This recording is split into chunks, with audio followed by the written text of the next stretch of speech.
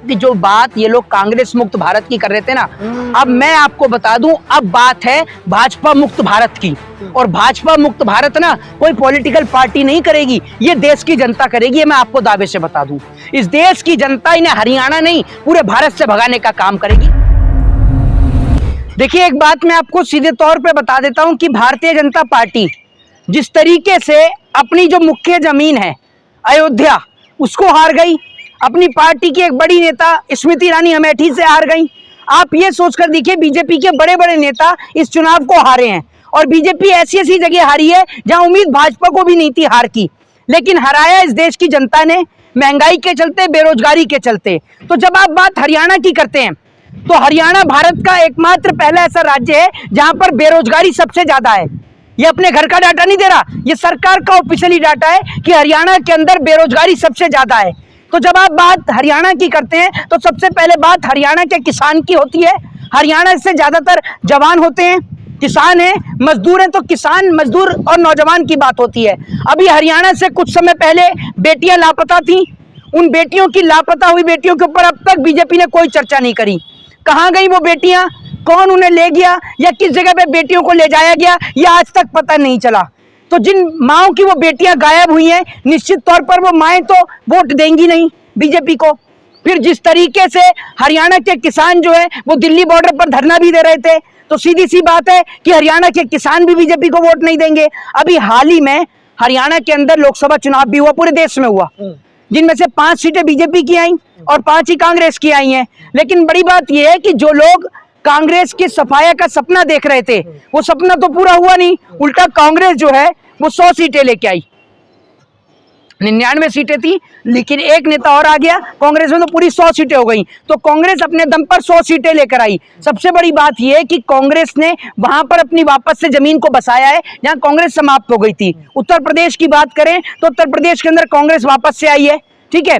तो वही बात कर लें हरियाणा की, तो आप हरियाणा के अंदर भी देख लीजिए। तो आज मैं आपको सीधे तौर पर बता लेता हूं कि दीपेंद्र हुड्डा की अगुवाई में भारतीय राष्ट्रीय कांग्रेस वहां पर अच्छा प्रदर्शन करने वाली है, और रणदीप सिंह सुरजेवाला जो कि कांग्रेस के नेता हैं, वो भी हरियाणा से आते हैं, ठीक है। बड़े बड़े नेता, चाहे वो कुमारी शैलजा हो, वो भी हरियाणा से आती हैं। तो इन सभी के नेतृत्व में चीफ मिनिस्टर के लिए 2 गुट बन रहे हैं। सुरजेवाला अलग अपना खेमा बता रहे हैं, हुड्डा परिवार अपना अलग बता रहा है, और तमाम चर्चा गर्म है कि कांग्रेस में कौन बनेगा अगर जीत भी जाते हैं तो। देखिए, एक चीज मैं आपको बता देता हूँ, लड़ाई जो है, लड़ाई आंतरिक हो सकती है, मतलब अंदरूनी लड़ाई हो सकती है मुख्यमंत्री यानी चीफ मिनिस्टर की कुर्सी को लेकर, लेकिन जो वो लड़ाई लड़ रहे हैं वो एक ही दल के लिए लड़ रहे हैं। अगर क्या कहते हैं, रणदीप सिंह सुरजेवाला का कैंडिडेट खड़ा होगा तो भी कांग्रेस के सिंबल पे ही खड़ा होगा, दीपेंद्र हुड्डा का कैंडिडेट अगर खड़ा होगा तो कांग्रेस के सिंबल पे ही खड़ा होगा, कुमारी शैलजा का अगर कैंडिडेट खड़ा होगा तो कांग्रेस के सिंबल पे ही खड़ा होगा। कहने का मतलब यह है कि अगर जीतकर अगर विधानसभा में पहुंचेगा तो कांग्रेस का ही तो प्रतिनिधि कहलाएगा।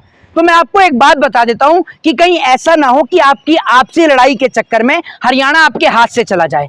ये मैं कहना चाहूंगा कांग्रेस के शीर्ष नेतृत्व को कि भैया कांग्रेस को एकजुट रहना चाहिए वहां पर, कि भैया मुख्यमंत्री का फैसला तो बाद में हो जाएगा, पहले आप एक साथ मिलकर लड़ाई लड़िए और कांग्रेस को वहां पर जिताइए, मजबूत करिए, और उसके बाद में मुख्यमंत्री का फैसला किया जाएगा। जी, खट्टर साहब भी तो बहुत मजबूत हैं, देखो 10 साल उन्होंने सरकार चलाई और सरकार कितनी मजबूती से चली। देखिए, खट्टर नहीं, वो खटारा है। पहली बात तो मैं आपको बता दूं, खटारा इसलिए उनको कहा जाता है कि उनके राज में बेटियां लापता हुई, उनके राज्य में हरियाणा नंबर 1 पे आ गया बेरोजगारी के मामले में। तो खट्टर साहब तो कुछ बोलने को तैयार ही नहीं थे, इसलिए खट्टर साहब को मुख्यमंत्री के पद से हटाया भी गया। आप सभी ने देखा, मोदी जी के पक्के दोस्त हैं, ये क्या बोल रहे हैं आप? मेरी बात सुन लीजिए, मोदी जी के अगर मैं आपसे ये कह रहा हूँ कि मोदी जी के अगर पक्के दोस्त हो तो मुख्यमंत्री से हटाया नहीं जाता। सबको पता था कि मनोहर लाल खट्टर का पूरे हरियाणा में पुरजोर विरोध चल रहा है, बड़े दबा के विरोध चल रहा था मनोहर लाल खट्टर का, जिस कारण मनोहर लाल खट्टर को मुख्यमंत्री के पद से हटाया गया। वरना आप मुझे बताइए कि चुनाव में मात्र 8 से 9 महीने बचे थे, मनोहर लाल खट्टर को हटाने का मतलब क्या था? बीजेपी ने मनोहर लाल खट्टर को हटाया इसलिए क्योंकि मनोहर लाल खट्टर का पूरे हरियाणा में विरोध प्रदर्शन चल रहा था। आप ये सोच लीजिए, और खट्टर को मुख्यमंत्री के पद से हटाया गया, इसी कारण बीजेपी को 5 सीट मिल भी पाई, वरना ये 5 सीट भी नहीं मिल पाती है। मैं दावे से कहना चाहता हूं आपको। तो आपको लग रहा है कि इस बार कांग्रेस बेहतर प्रदर्शन कर पाएगी? बिल्कुल करेगी, और मैं आपको बता दूं ये प्रदर्शन कांग्रेस का नहीं है, ये प्रदर्शन इस देश की जनता का होगा। क्योंकि बिल्कुल ये चुनाव कांग्रेस तो सिर्फ एक औपचारिकता करेगी अपने प्रतिनिधि को खड़ा करके। चुनाव तो असल में जनता लड़ रही है, जिनकी बेटियां गायब हुई, जो किसान शहीद हुए, जिनको किसानों को फसल सही दाम नहीं मिला, जिनके बच्चे बॉर्डरों पर शहीद हुए। भैया हरियाणा उत्तर प्रदेश का एक ऐसा राज्य है, हरियाणा के जो लोग हैं वो मजबूत लोग हैं, डर के और दबने वाले लोग नहीं है। वहां पर तो तुरंत एक ताऊ हुक्का पिया भी यूं कह देगा, अरे भाई क्या कर रहा है यहाँ पर को, कैसे घुसे जा रहा है, कैसे बढ़े जा रहा है यहाँ को, जरा बता ना हमें। तो हरियाणा के लोग तो ऐसे लोग हैं, दमदार और मजबूत लोग होते हैं। वो तो आपका यूं करके ऐसे पकड़ के कि भाई ये बता तू मुझे कि पिछले 10 साल से तू शासन में है, तूने करा क्या, जरा ये बता तू मुझे। तो हरियाणा के जो लोग होते हैं ना, तो उनके घर पे जो प्रतिनिधि भी आता है वो भी पहले 10 बार सोच के आता है कि इनके लिए मैंने काम किया ही नहीं किया है जी। लेकिन बीजेपी का गढ़ भी है हरियाणा। आप एक बात मुझे बताइए, कहां से पढ़ के आए कि बीजेपी का गढ़ है हरियाणा? अगर बीजेपी का गढ़ हरियाणा था तो 5 सीटें क्यों कमाई वहां पर? 2 बार सरकार भी तो बनाई है उन्होंने। मैं आपसे क्या, तो मेरी बात सुन लीजिए, बीजेपी का गढ़ तो उत्तर प्रदेश भी था, वो भी था ना। बीजेपी उत्तर प्रदेश के अंदर कितनी बुरी हारी वो आपको नहीं दिखा? बीजेपी का गढ़ तो उत्तर प्रदेश था। जब वो उत्तर प्रदेश हार सकती है तो हरियाणा कौन सी बड़ी चीज है, जरा मुझे आप ये बताइए ना आप मुझे। हरियाणा हराना कौन सी बड़ी चीज है? हरियाणा में मैं आपसे कहता रहा हूं, जो बेटियां गायब हुई उनकी माएं चुनाव लड़ेंगी, समझ लीजिए, उनकी मां वोट करेंगी बीजेपी के खिलाफ, ताकि उनकी बेटियों के ऊपर कोई कानून बन सके, उनकी बेटियों की खोजबीन हो सके। इतना बुरा हाल है हरियाणा के अंदर। तो तमाम जो चीजें आ रही है निकल के, वो जो अंदरूनी कांग्रेस की जो कलह है उसमें कुछ स्ट्रेटजी में फर्क पड़ पाएगा? देखिए एक चीज मैं आपको बता देता हूं, अंदरूनी कलह की जो आप बात कर रहे हैं, एक बात मैं आपको सीधे तौर पर बता दूं, अंदरूनी कलह हो सकती है, लेकिन इतना सभी को पता है कि सारे नेता एक साथ मिलजुल कर चुनाव लड़ेंगे, चाहे वो दीपेंद्र हुड्डा हो। ये सब लोग बहुत समझदार लीडर हैं और इनको पता है, जिनके पिताजी मुख्यमंत्री भी रह चुके हैं, उनको पता है कि लोगों को साथ कैसे लेकर चलना है। ठीक है, रणदीप सिंह सुरजेवाला लंबे समय से कांग्रेस के सिपाही हैं, उनको पता है कि कैसे लोगों को साथ लेकर चलना है। कुमारी शैलजा काफी लंबे समय से कांग्रेस के साथ में, उनको पता है कि कैसे सबको एक साथ एक प्लेटफॉर्म पे लाना है। दूसरी बात ये कि जितने भी लोग हैं वो सब एक साथ मिलकर चुनाव लड़े, तभी कांग्रेस पार्टी वहां जीत पाएगी जी। अच्छा, तो क्या लग रहा है कि क्या रणनीति रहने वाली है इस बार कांग्रेस की? देखिए सीधे तौर पर रणनीति तो फिक्स है। अभी हरियाणा के अंदर जो पहलवान बेटियां धरने पर बैठी थी वो हरियाणा की थी, आपने देखा।